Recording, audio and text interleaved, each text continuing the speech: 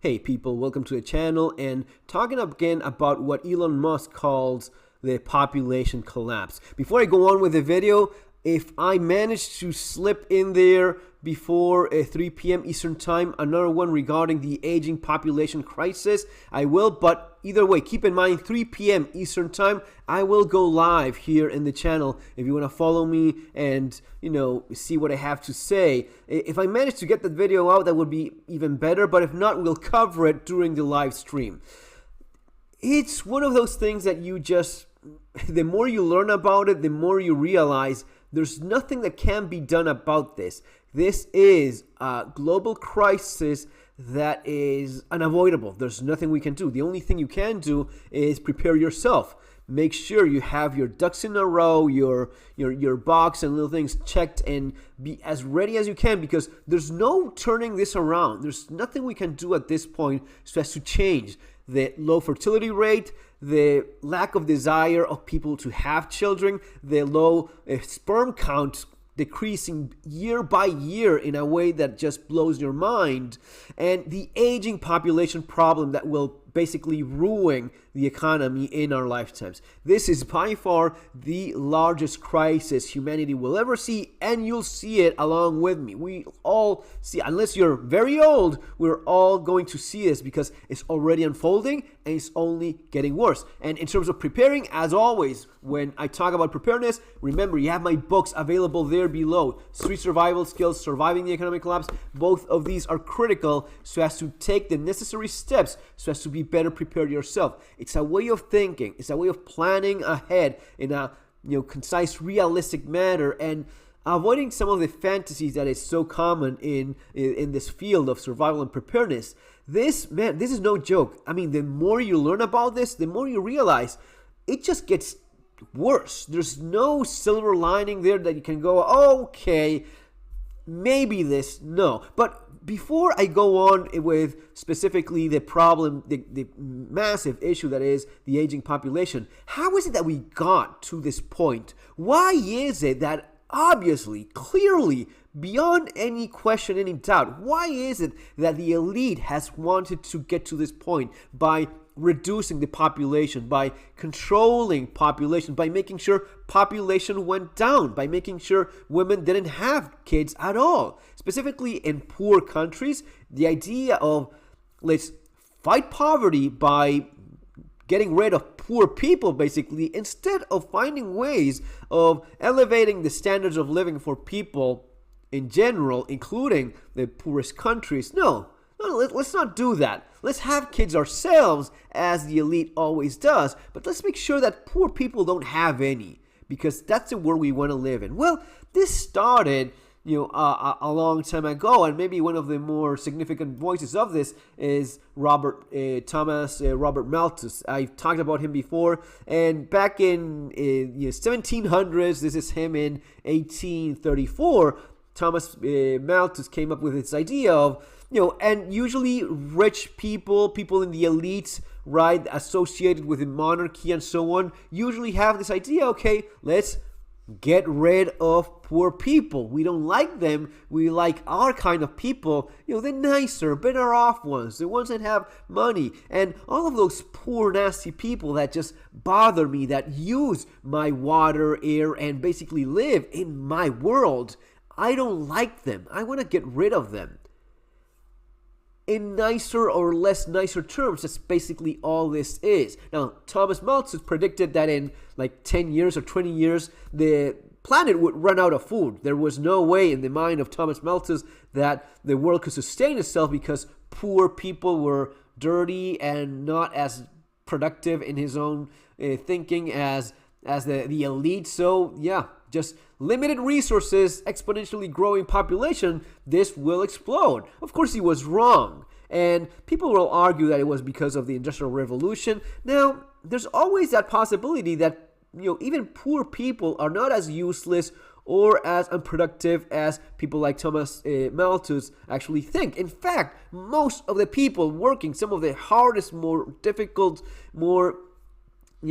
difficult and complicated, not complicated, but some of the more labor-intense jobs happen to be poor people. The folks growing food for people like Thomas Malthus to consume happen to be mostly poor people. The idea actually is that the more people you have, the more you can actually produce. That's what evidence has shown us over hundreds, if not thousands of years. And you would think that this ended with Thomas Malthus. No, it actually persisted. It persisted up until right now. This is Paul R. Ehrlich, and he predicted in his infamous book, The Population Bomb, written in 1968, that in 10 years the world would just run out of food and millions of people would starve to death. Now, you would have thought that such a dire and stupid and inaccurate prediction would have been the end of his professional career. Some fun facts: he even predicted like the death of all sea life. There is, in response to Erich's assertion that all major marine wildlife would die by 1980. He said, oh, well, no, it's just a miscalculation of mine. No big. You would think that this man would not be able to make a living out of this. You'd be wrong, because in fact, he was one of the more publicized and renowned figures. Here is himself with the Tonight Show. Appearance on the Tonight Show, and it elicited probably more mail than any guest at that time we have ever had on a show. It had to do with his book, The Population Bomb, and it was a major factor in launching the ZPG, which is zero population growth in this country. And since that show, he's had about 25 shows with us. His many books include The Population Bomb, The Race Bomb, and his latest book concerns, I think, one of the original topics we discussed. I didn't read The Race Bomb, but I kind of figure out what that was about. And population. It's called The Golden Door and deals with the movement of peoples, especially with illegal Mexican immigration. Would you welcome Dr. Paul Ehrlich?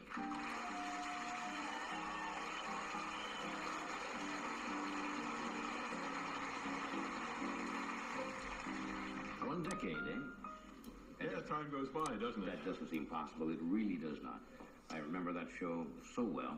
We were talking about, well, let's start back where we were talking 10 years ago, because I remember one night you quoted a statistic on that show about population and the growth in the world generally, from something like Sunday to Wednesday night, right? And you gave a figure of the total increase, births versus deaths, or the total increase in population. How much has the world increased in population in say 10 years?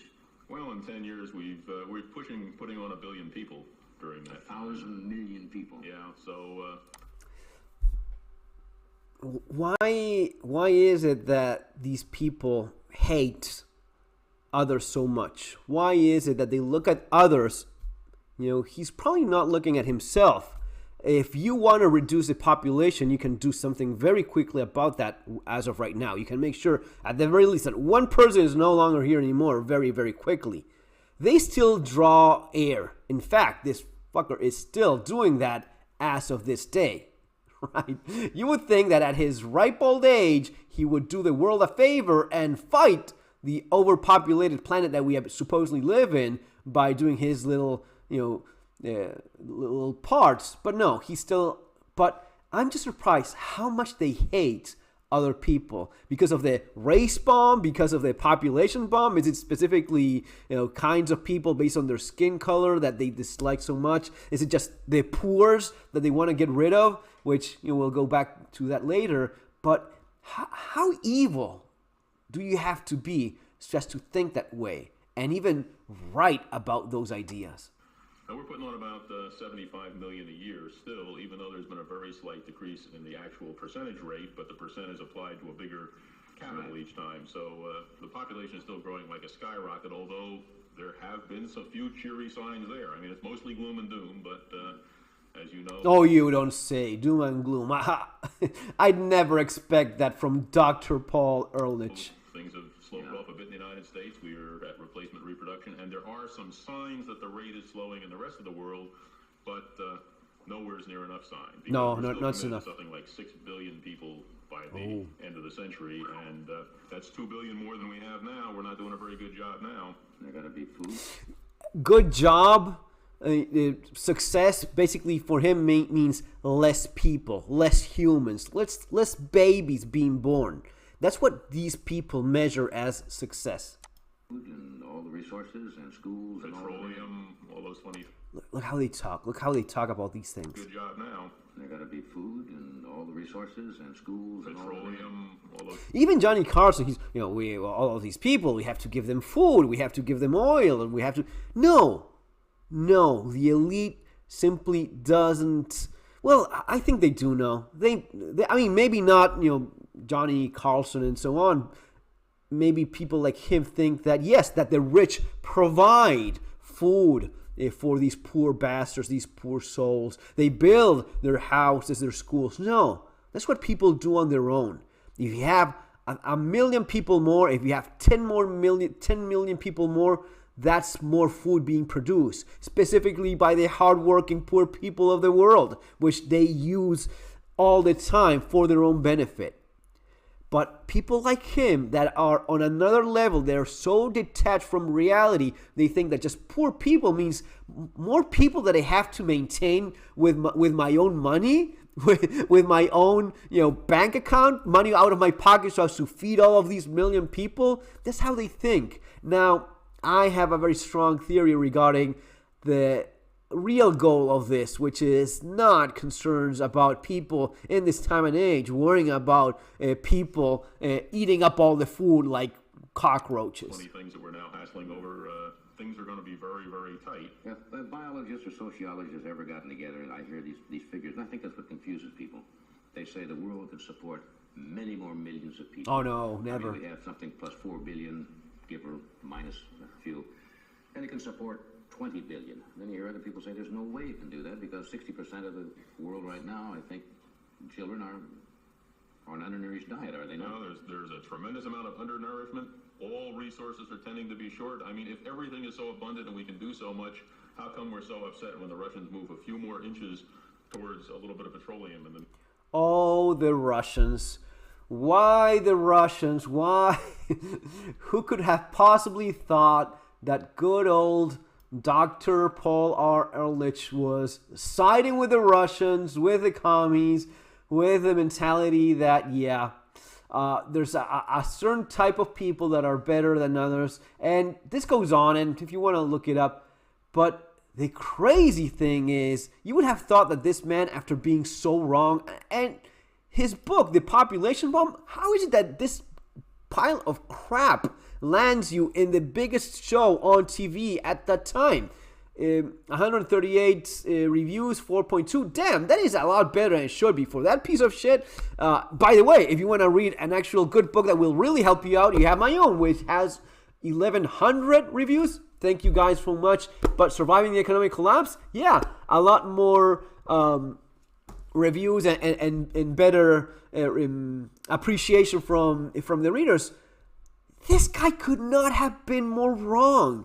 This guy was lying to your face, and you know how we know that he was lying back then?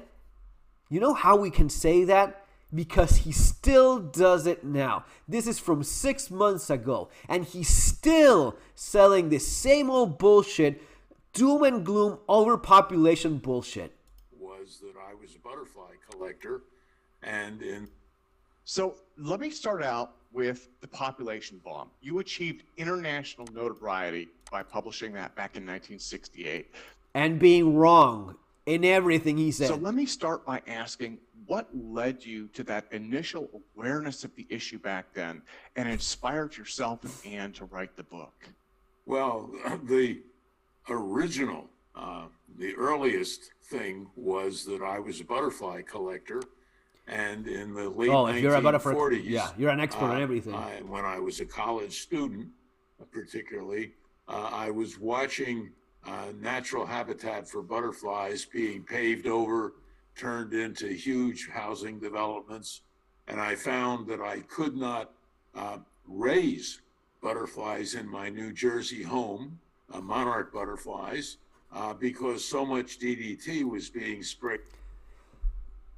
Here's where we're getting closer to why the elite wants to get rid of people, why the elite wants to have the global population. Like this man that is upset that he cannot play with his butterflies because there's people. They want to get rid of people because it's their world. They want to get rid of people because it's their garden, their planet, and the rest of the poors, well, they're just in the way. So this man, look at where his starting point is. There's people, but, well, some of us would assume that human beings are more important than fucking butterflies.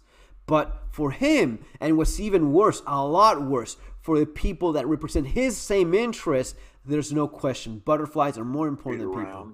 That they were being wiped out. And the crowding was obvious in those days to everybody. We had many discussions of that. I was fortunate to go to college with the last of the World War II veterans, so that they beat me up when I had the idea of joining a fraternity or doing something really juvenile like that. We had many, many discussions of the world situation, of the possibilities for nuclear war, of the amount of overpopulation and what that meant. So I saw overpopulation at home in terms of crowding and destruction of natural habitat, and then climate change. He's a big proponent of climate change as well. You know, you're polluting my beautiful planet. Climate is changing, so we have to get rid of people, right? Nuclear war. Yeah, let's get rid of people so as to stop nuclear war. And by God, don't dare, criticize the Russians, because we know where that goes. Ann and I traveled around the world and saw the poverty and the fact that we were not able to come close to taking care of all the human beings we already had. The humans we already have, it's theirs, right? It's their planet. He's not an elite. He's not elite. He's a dumb old bastard that is doing their bidding. But they think this way. They think this way. Our people, our planet, they are our serfs, right? On the planet. And all that led to the population bomb. But the time was ripe, because the scientific community as a whole was getting nervous about it.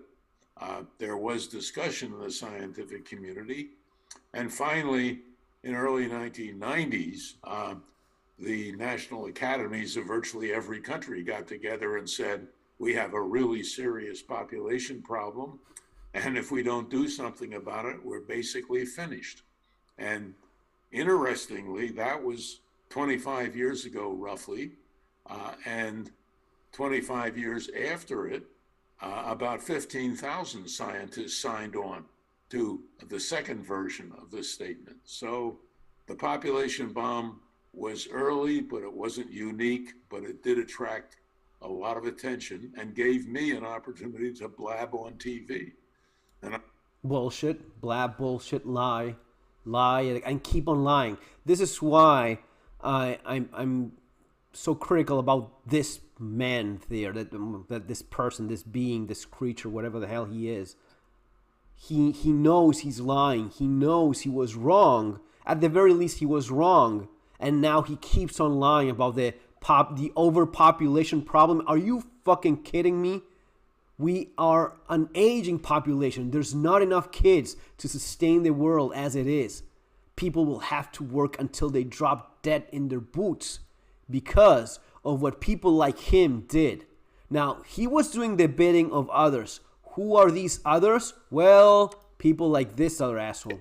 Well, one of the things that I wanted to highlight was, so after that 2013 paper, that carried enough weight that after he published that, His Royal Highness, the Prince of Wales, responded in agreement with the paper and stated, we do have all the tools, assets, and knowledge to avoid the collapse that this report warns about, but only if we act decisively now. So, do you think that your warning and his reinforcement, did that have positive impact? I think Prince Charles. You have some, everybody says, why, my colleagues all say it is hopeless. And why do you keep doing it? keep trying to warn people, and I say it's habit primarily. In other words, I think the odds, and I have no colleague who sees a path to the kind of future I want my great-grandchildren to have. On the other hand, you never know, so you work at it. And he was then Prince Charles. I have admiration for him, also for his dad, who's now gone, but who I spent a very pleasant week with once at a meeting that was duller than hell. An entire week. This guy that wrote this pile of shit, completely inaccurate, all lies, all proven to be wrong, he's still promoting the idea of overpopulation, and he's getting the attention of the king. But he worked continually to keep it going. He said Prince Charles and his father. Okay, so the former the one that died, that was the one that was spending a week with him. Direction, and we had a chance to drink some beer together on a few occasions and have dinner. And it really, here's a guy who had more money than anybody in the world. He was not constrained by finances, but he took a week off to be in these dull meetings. And there are people like that. One of my, the best alumnus ever to graduate from Stanford University, a guy named Pete Bing, has spent his entire life trying to make the world a better place. He's enormously rich, but he lives a very frugal life. Yeah, and he puts his money particularly into education and so on, and works very hard at it. When he got an MD, again, the first thing he did was work on an Indian reservation. So there are lots of good people. Eliminating Indians, that's always good. You don't want to have those Indians. You want to have like poor or dirty people or people of certain skin colors. You kind of want like the Family Guy, like a little chart where a little bit darker is okay, not too dark. So basically that's it. The race bomb, that I have to check that one out. The race bomb should be interesting. What is it that he's worried about in terms of race exploding certain demographics? But the part about the royals, so interested in his work, how people like the guy behind Microsoft, which we cannot even mention here in YouTube anymore because you immediately get the video pulled down. So the guy behind Microsoft, the elites, the British monarchy, all of these people so interested in promoting the idea of we have to cut down on population. Not our population. We will have as many kids as we possibly can. That's what the elite always does. They have generational wealth and they make sure they have lots and lots of kids themselves. But you, as a peasant, as a serf, you're now bothering. You're now in their planet and they want to make sure that they can have their butterflies. They want to have their fields. They want to have their hunting grounds. They want to have their world to sail along and fly all over and not have to see all of those poor, dirty people. Now, let's never talk about the other option, which is make sure that there's not as much poor people and misery and famine. And by the way, if there's anything that has happened over the years, is that poverty has in fact dropped all over the world. That's something that this old creep certainly does not bother mentioning. Everything he said was a lie. He knows it. He's still at it. Instead of people starving to death by the millions, the only thing you've seen, in spite of all the problems that you have, is poverty going down, because that's what you have. When you have more people, there's more things you can do. There's more of a chance of having, brilliant minds popping up from all over, even in impoverished places. And with the positives that you can get out of communications and technology, even in some distant country that is mostly poor or underdeveloped, you can have a brilliant mind that can help make things better for everyone. The more people you have, the better it is. The idea that the planet is overcrowded, it is beyond idiotic to even mention that right now, when we have a very real, very tangible, in our face as of this moment problem of the aging population, because people don't want to have kids anymore because of the programs that these monsters sponsored and promoted, the bullshit that this asshole was talking about in the Tonight Show, right, with the celebrities of the moment and the academia of the moment, pretending that this made any sense whatsoever, along with climate change and all of that shit, right? They convince people to do what? Hate men, hate women. Women don't even need to be women now. Right now, a man can say he's a woman. You cannot even define what a woman is. You cannot even talk about what being a mother actually is. Young girls are completely discouraged of forming a family, having kids, right? Being a mother. No, I have to be a strong, independent woman. I have to be a strong, independent guy that has no kids because kids are a pain in the ass. At the same time, the legal system, specifically in the United States, will punish you as a father the moment the mother of your child turns on you, which she is encouraged to do by the hour.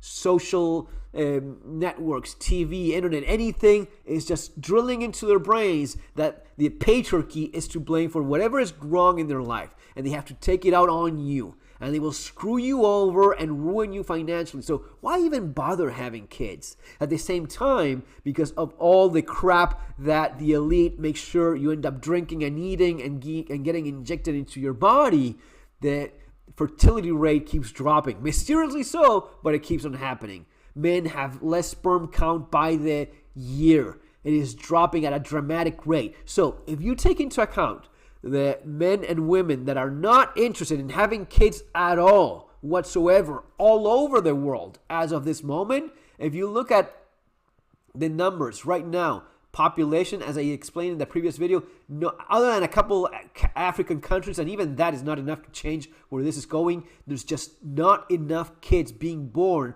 right now to sustain the population that you have.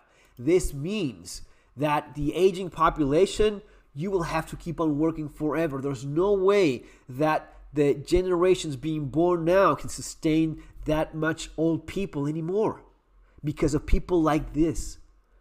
You combine all of that and we're done. And you cannot change this. They tried. They've been trying already in Sweden for, I think it was like 10 years ago, that they would pay you if you went on holidays and got back home pregnant. If a couple went on holidays, I think it was in Sweden if I'm not wrong, they would pay you for the entire trip if you got pregnant during that trip. They're so desperate to change that number. They're so desperate to have more people being born, and they're not successful. You cannot force people to have kids, right? You're being forced to not have them at times, depending on where you live. You're being increasingly encouraged not to do it, but forcing people to do the hard thing of having a child, of paying for it, forget about it.